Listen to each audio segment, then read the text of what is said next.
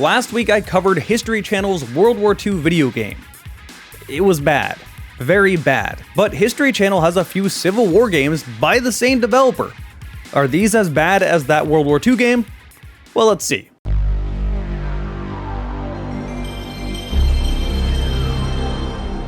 Hey, Jarek here, and Cauldron keeps finding their way onto this channel. Cauldron being the developers behind that World War II game and both these Civil War games.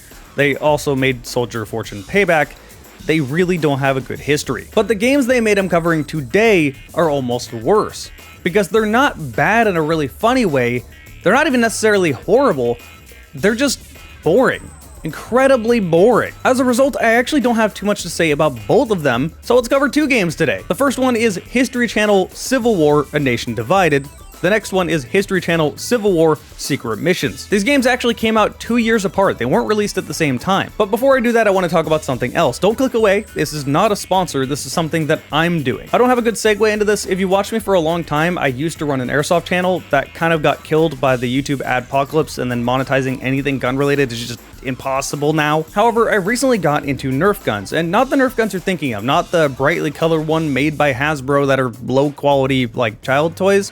I'm talking about aftermarket Nerf guns. These have gotten insane. I have a Nerf belt-fed MG3 and M249 saw. I have a fully automatic shell-ejecting QBZ. Yes, this does fire darts. I have a shell-ejecting bolt-action. I have a shell-ejecting minigun. I have a pump-action shell-ejecting shotgun. I have one that just has a ridiculous rate of fire. I have another one that also has a ridiculous rate of fire, but instead fires rival rounds instead of darts. Yeah, as you can tell, I'm having a lot of fun with these. It's become a secondary hobby of mine.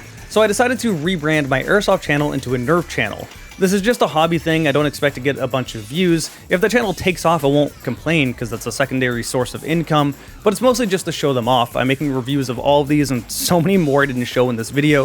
If you want to check that out, you can click the video up there in the top left and maybe go subscribe over to that channel. But also, if you're only into video games, I have a secondary video game channel called Jarek the Gaming Dragon 2. I might rename that channel. That's for VODs and raw footage and stuff, so you can check that out too. Okay, enough fun. Let's talk about these boring, mediocre games. I'll talk about the one that came out first. Civil War: A Nation Divided. Now, both of these games are abandonware now, so you can download them off websites like myabandonware.com, not sponsored. It's pretty easy to get it going. You download some files, mount an ISO, install the game, and then you're playing. It does come with a patch though, because this game is pretty picky on modern systems. Like all of Cauldron games, if you play this game at above 60 FPS, you quite literally cannot shoot enemies. So this download on myabandonware comes with a patch that will just lock your frame rate at 60. Other than that though, this is what you're going to be getting. Surprisingly, there are graphics options here. I did not expect that out of this game. No other Cauldron game I've seen has any graphics options other than your resolution and brightness. This game even has a 1440p option. It released in 2006. That's pretty unheard of for that time. With that said, it's only vertical, so you're not seeing a whole lot on the top and bottom,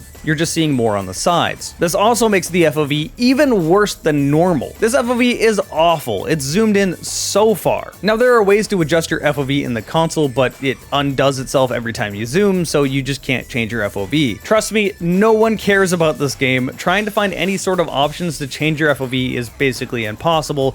No one's digging into fixing this game. Nobody wants to play it. So yeah, what you get is what you get. The mouse aim is also awful. There's mouse acceleration, and also with this weird FOV and odd way of making widescreen, it just feels bad. As for the graphics, they look pretty awful, but I'll at least give it a bit of a pass. This is 2006, it's borderline between PS2 and Xbox 360. Now, I know the 360 came out a year before, but again, so many games are coming out on both last gen and next gen. This really doesn't look that much worse than all those other games that also came out on the PS2. I mean, hell, there's even way more smoke effects when you fire any gun than I would have expected from a game of this time. It's one of those cases where it looks bad, but I know why it looks bad, and I kind of expected that. As for story, it's just like that World War II game I covered in the last week, except for a bit worse. At least with the World War II History Channel game, they had something going on in the cutscenes. Most of the cutscenes in this game are just like someone's reading from an audiobook. It's so boring.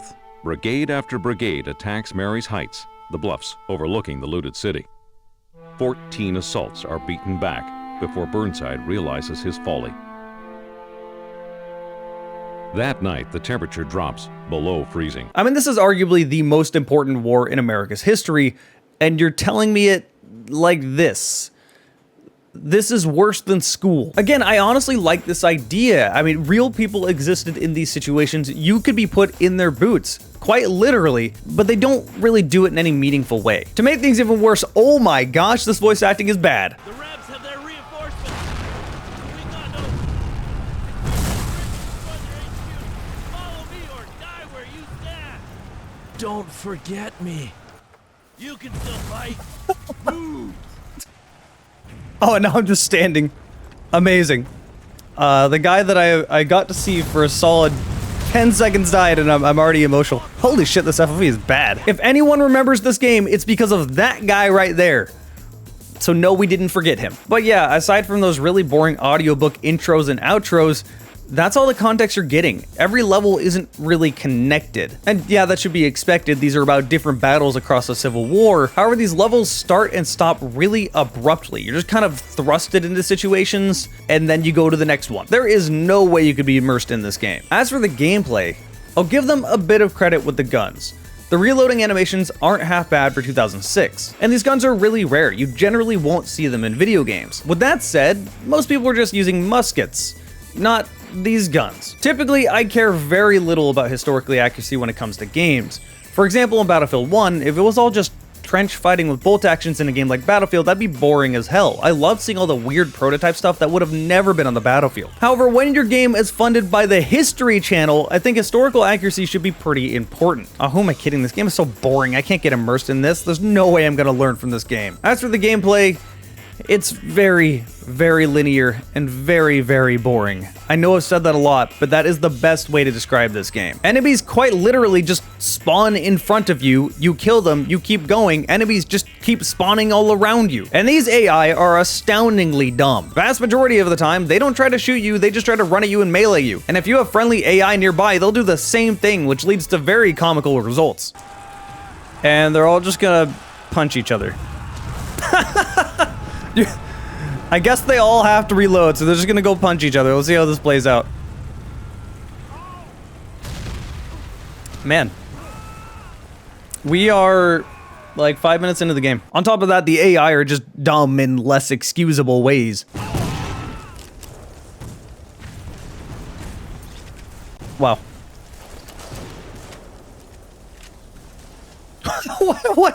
What killed him? But the funnier thing is that it's genuinely difficult to die in this game. You can soak up so much damage. Those stars in the bottom left, that's your health bar. And yeah, they just kind of don't go away. Just out of curiosity, I tried to do a pacifist run on a level, which has enemies all around me, to see how long it would take for me to die.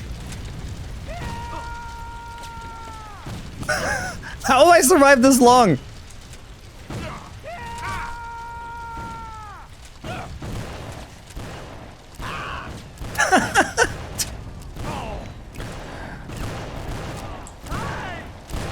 This is amazing that I'm still alive.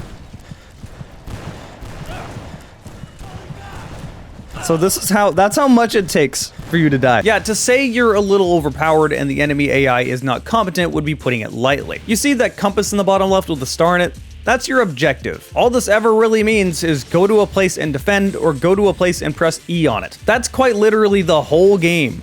Walk forward, enemies spawn out of nowhere, they bombard you, and you just kill them, keep going, press E on something, keep going. I have nothing more to say about this game. It is that simple. That is all you were going to do.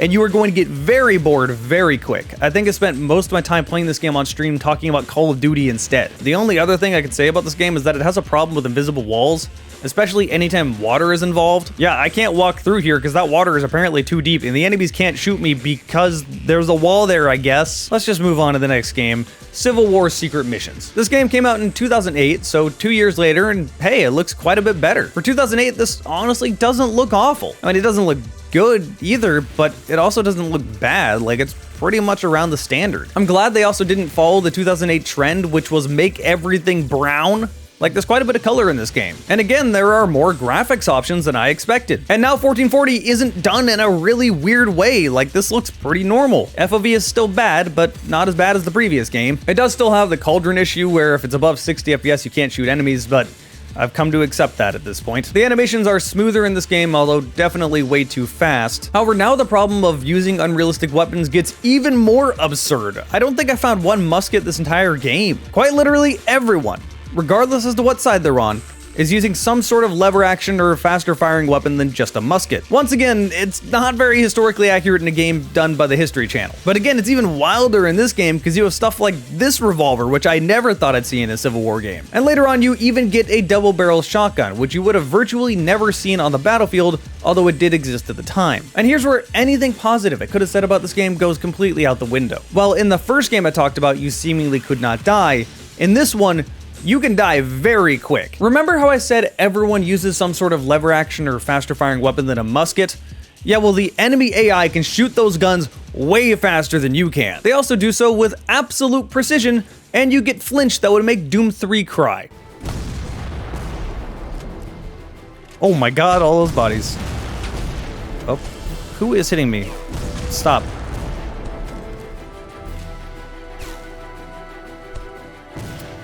God damn it. Where did I even get shot from? I think they just want me to use those cannons? I don't know, because I definitely can't reach far enough. Like, look at that. Look at how much damage I'm receiving from this. What? All positivity I had toward this game immediately gone. Yeah, there's some major balancing issues here. The enemies can be complete BS at times. It's not the most difficult game I've ever played, far from it, but I don't know why they made the enemies work like this. It also doesn't have quick saves like the first game. Instead, it runs on checkpoints, and some of these can be real dumb. For example, here you have to have an entire standoff where you're on a Gatling gun just shooting enemies running at you. Then the train takes off through a tunnel. This would have been a perfect place for a checkpoint, but you don't get one.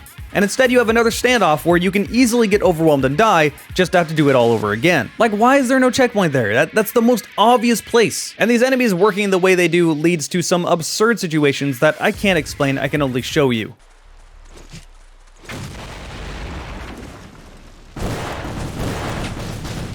Holy shit, what is going on? What? What? What was I supposed to do there? How would I not have died? What are you shooting at? What are you shooting at? Victory, man! He really hates nature. Now here he comes, okay. Just runs through the fire! Gives no shits! Holy fuck! This guy is determined. Oh, that's what he's shooting at. Are you good now? Yeah, your friendly AI will also get in on this action. As for the story, well, it's told in a very similar dry History Channel way. At least this time there are graphics to go along with it, but still you're gonna be bored out of your mind. You're more than likely to just skip these cutscenes. That said, there is more voice acting in-game, although it doesn't really add to anything. Like, characters do talk to each other, but it's not like you're getting a deep story. There's just at least something to try to immerse you into the game, which the first didn't have. It's barely worth mentioning, but I figured I would. It's so not worth mentioning that I haven't even pointed out that you're playing on the Confederate side in this game. That should stand out. But in a game like this, it's either very dry or just nothing is there. Like, they have you playing as the losing side with a ton of baggage that is still very relevant today, but that's it. There's nothing really to learn from this game, and there's not really a story to get invested in. I'm talking about the Civil War here. This is a problem. And all these levels end just as abruptly as the first game. Even the end of the game just sort of ends abruptly. Like, if I'm in an arcade, it's fun. But at home, why would I play it at home? I don't get it.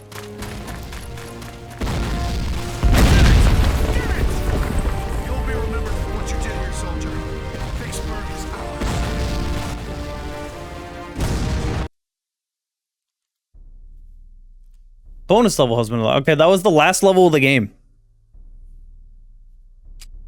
Okay, there's only one real thing this game added that the first game didn't have, is that you get skill points to level up. Yes, that's something you get in a Civil War game. These are very basic. Throughout the game, you get points. You can put them into carrying more ammo, having more health, having faster health regen, or doing more damage. And yeah, that's really it. There's nothing more to say about that. So in final conclusion, how bad are these History Channel Civil War games? Well, they're the worst kind of bad. There are certainly worse games than this, but these are so boring. At least with games worse than this, I can laugh at them and get some sort of enjoyment out of that. But I can't do anything like that for this game. It's boring. Again, that's the main word that keeps coming back. It's just boring. I have nothing more to explain. While you can find these games and play them, I wouldn't recommend. There is nothing you'll have to talk about. That should sum up everything. Thanks to everyone that joined me over on Twitch while I was streaming these games. You guys kept me sane. My Twitch can be clicked on in the bottom right down there. If you subscribe, you get to see my videos at least a week ahead of time. Typically, you get a little bit more time than that. And of course, I want to thank all of you for watching this video.